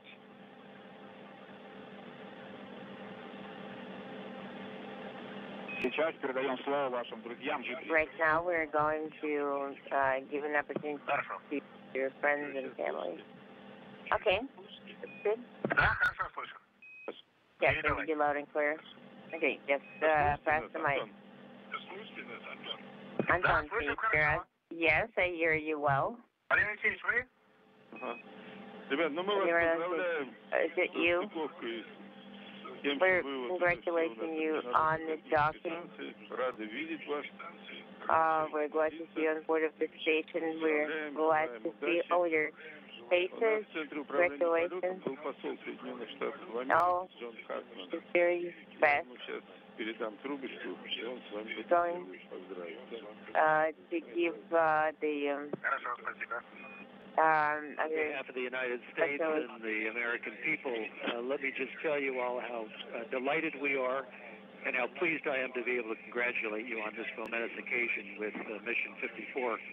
I have to say, we've got 3 great Americans, we've got friends from Russia, we've got a great friend from Japan who are part of this mission, and it's such an honor to go Marine Corps, go Army, and I have to tell Captain Tingle that I was watching the faces of his family members as that hatch opened, and it brought a tear to my eye. It was the most special thing being here and feeling the emotion.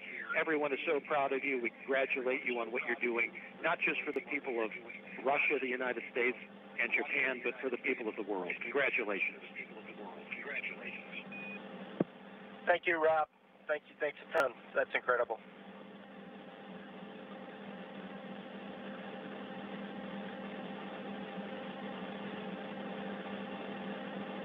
Kanaiさん、遠藤です。無事到着おめでとうございます。ありがとうございます。大変落ち着いた様子で。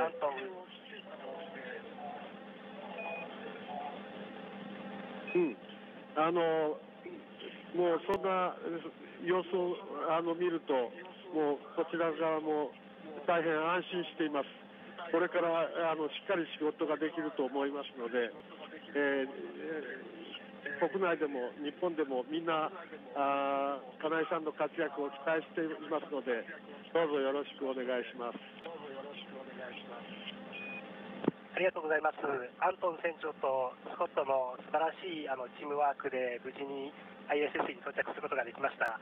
これからすぐにでも仕事を始めたいと思います。どうぞ引き続きご支援のほどよろしくお願いいたします。ありがとう。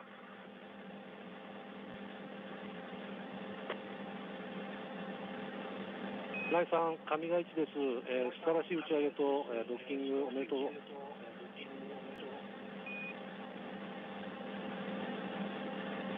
ありがとうございます。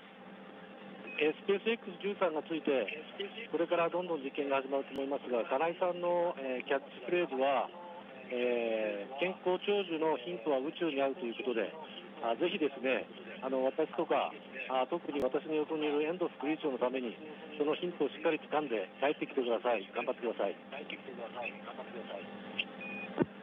ありがとうございます。実は宇宙ステーションに着くまでの2日間の間もすでにヨーロッパの実験の一つの質問票をメーカーと2人で書いてますので、早速仕事が始まっております。この調子で頑張っていきます。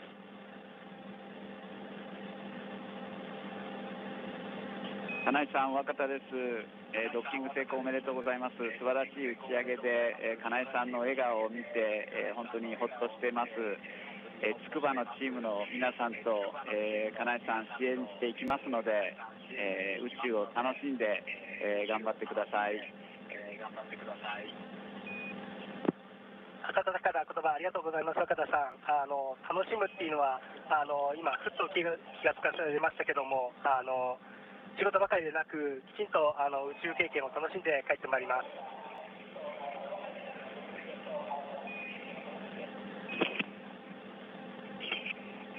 Guys, you look great. It's great to see you on board. This is Kirk Sharman. Very happy to have you all safely on board the International Space Station. From here on the ground, it was a beautiful launch, beautiful docking, and we're very excited to have you up there. It's also quite a treat to hear so many different languages spoken here in Korolev and on board the International Space Station. So we know you'll have a great time on board. Unfortunately, there's a little work to go along with your great time, but we're all here rooting for you and working for you as well. So have a great time on board, and let us know if there's anything we can do to help you.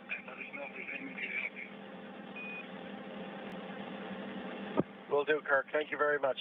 It's a great experience so far.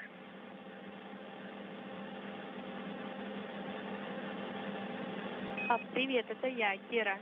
Hello, this is Кирочка, привет. Как дела? Как вы долетели? Hello, how are you? How was your flight back? Нормально. А как It was fine. Мы тоже, только долго очень. How about your flight? Well, it was good, just long. We're now on board, ready to start working. Please listen to Mom. And be a good student, so I'm not embarrassed to talk to your school's principal. Okay, we'll do. Hugs and kisses if you're ready. Bye. Папа, привет, это Кристина. Daddy, hello, this is Christina. Hi, Christina. How are you? Все хорошо. У тебя как дела? Everything is fine. How are you? Хорошо выглядите. Молодцы. You look great. You guys are doing a good job. Yes, the docking was smooth. Everything was automatic. Все хорошо. Мы ждем тогда выходных. Целую, люблю, даю маму. Okay, we'll be looking forward to talking to you over the weekend, and here's Mom. Bye. Hello, this is Tanya speaking. How are you? Очень хорошо выглядите. You all look very good. Наших ребят. Не забудьте поехать с горячим чаем. Don't forget to give the guys some hot tea. Целую, даю папу. That's all. I'm going to give your dad the phone. Okay, thank you. Bye. Anton, this is Dad. Hi, Dad. Congratulations on your arrival to the International Space Station. I'm wishing you health and successful operation. Okay, Dad, thank you. Say hi to everyone, and I'll be looking forward to seeing you at landing. Hey, Pops, it's Sean. Hey, buddy, what you doing?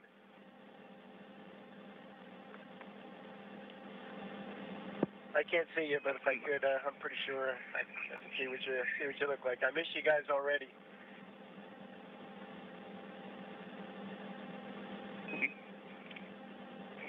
We miss you too. And I love your music.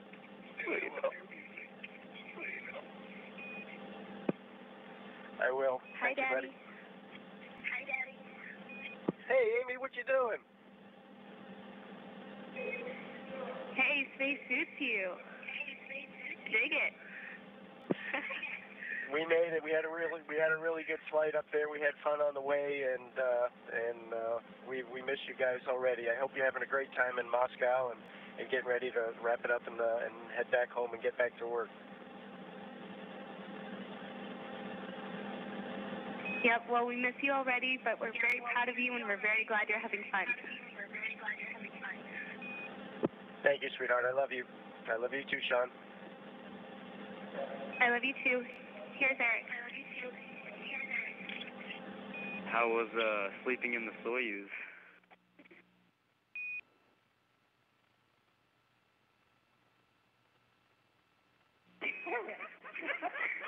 They break it. I didn't press anything.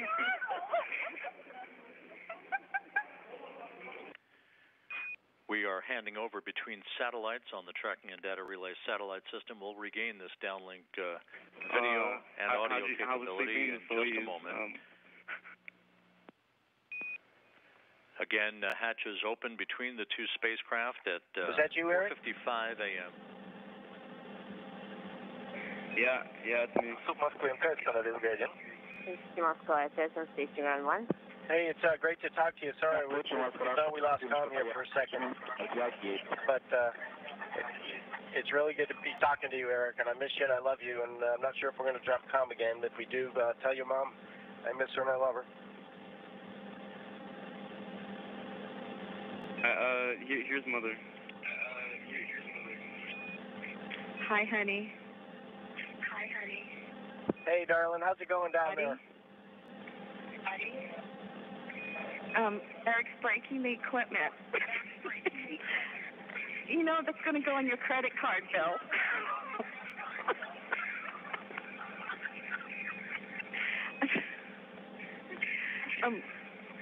I'm going to make it really short. We are so proud of you, and we love you, and we're all here, okay? Thanks, Joe, and Mark, and Sasha, and Anton. Thank you. Scotty, I love you, and we'll talk to you later, okay? Oh, and Nemo. Of course, Nemo. Okay. Okay, baby. Thank you so much. And we'll be right home to get those credit cards back. Okay. I love you. Couldn't do it without you. On to the next. I love you. Bye.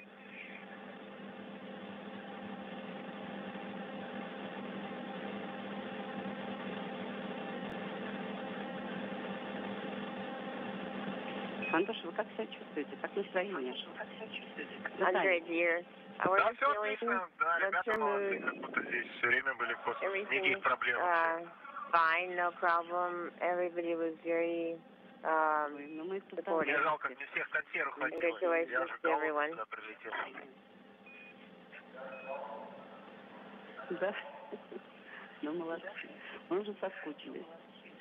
Oh, we missed you already.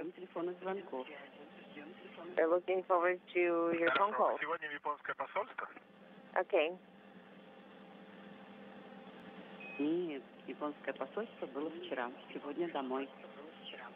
Are you going to the Japanese embassy? No, it was yesterday. Today we're going home. Oh, see, it went very fast.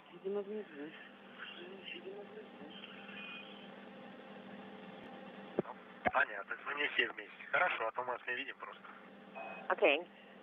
Copy. Well,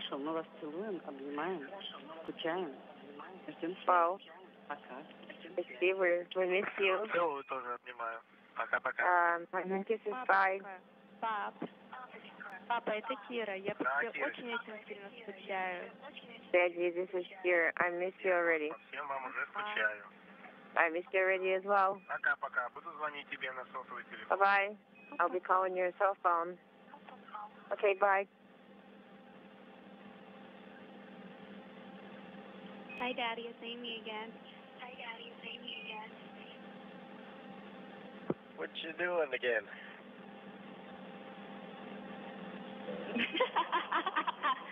We decided not to give it back to Eric, so I'm talking. Okay, that sounds good. Hey, I meant to tell you guys one. It's absolutely wonderful. What a neat, unique experience. And I'm not sure how long the com's going to last, but just if you could thank Stan and Loretta and Trevor and Ethan for coming. It was great having them out there as part of our extended family, and it was really a great trip with all of you. Thank you so much.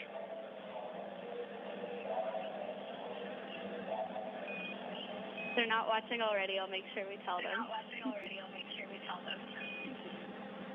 Okay, copy that, baby. I love you. Here's Mama. Hey, Scotty. We FaceTimed with your mom this morning. Did you already forget my voice?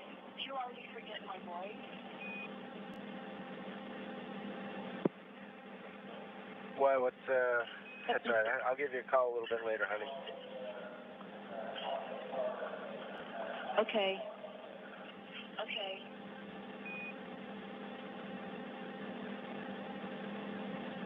Привет, ребята. Андрей Милинин. Hi guys, this is Andrea Mилинин. Antosha, congratulations on your arrival to the station. Здорово, молодцы. Хорошо выглядите. Good job. You look great. Удачи вам в работе. Every success in your work. Хорошо, Андрюш. Спасибо. Всем привет. Okay, thank you. Say hi to everyone.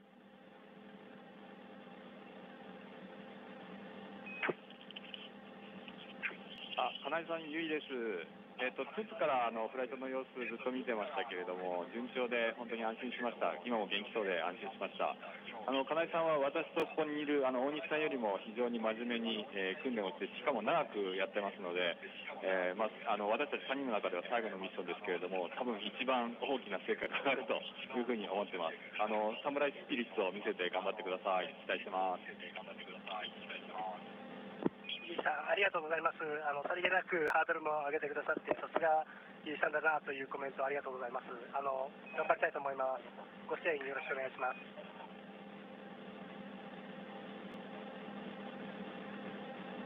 金井さん、大西です。無事に本当 ISS 到着おめでとうございます。金井さんらしいスマイルを見ることができて、地上のみんなもとっても喜んでます。念願だった宇宙ステーション到着して第一印象どうですか？そうですね、本当にまだ到着したばっかりで中をじっくり見れてないので、どれぐらい大きなものなのか、まずは自分の経験として体感したいと思います。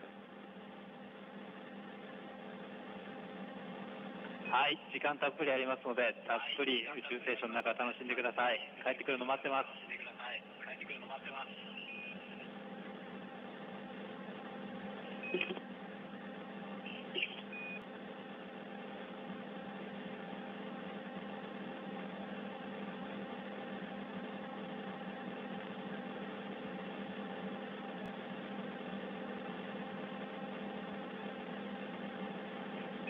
Уважаемые космонавты и астронавты, Dear Центр cosmonauts and управления полетами astronauts, еще раз приветствует вас. one more time, greetings И and желает объединенному congratulations экипажу on успешного docking, выполнения and we're wishing the crew members Мы завершаемся связи. successful Всего вам operations. наилучшего. Thank you and all the very best. Спасибо вам большое. Всего наилучшего. Thank you very much and all the very best, and we will talk to you later.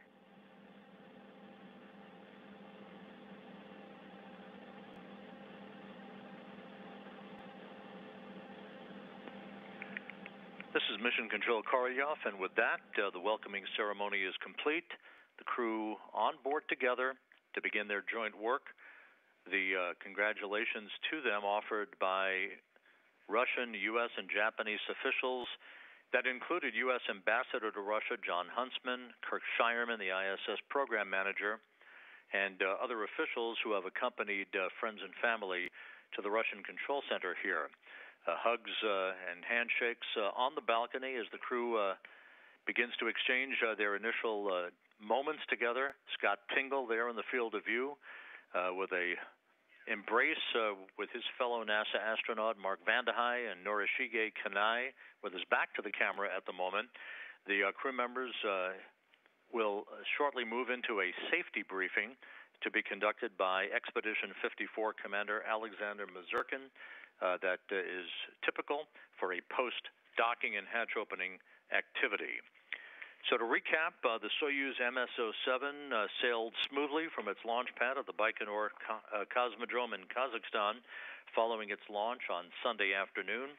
The two-day journey to the International Space Station was flawless, with docking occurring at 2:39 a.m. Central Time, 3:39 a.m. Eastern Time, as the International Space Station and the Soyuz vehicle flew over the boot of Italy.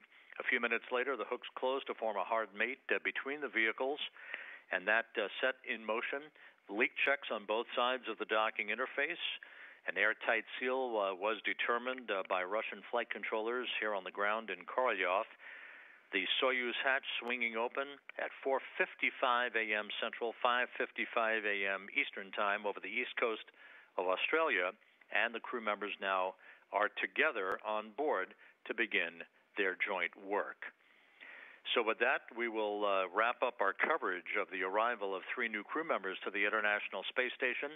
The station back at its full complement of 6 crew members on board, 3 NASA astronauts, 2 Russian cosmonauts, and a Japanese astronaut from JAXA, ready to begin their multinational work on behalf of science investigations and other operational activity. With that, we'll close our coverage. We thank you for being with us throughout the course of the early morning hours. We wish you a very, very happy and safe holiday season from all of us here at Mission Control in Korolyov.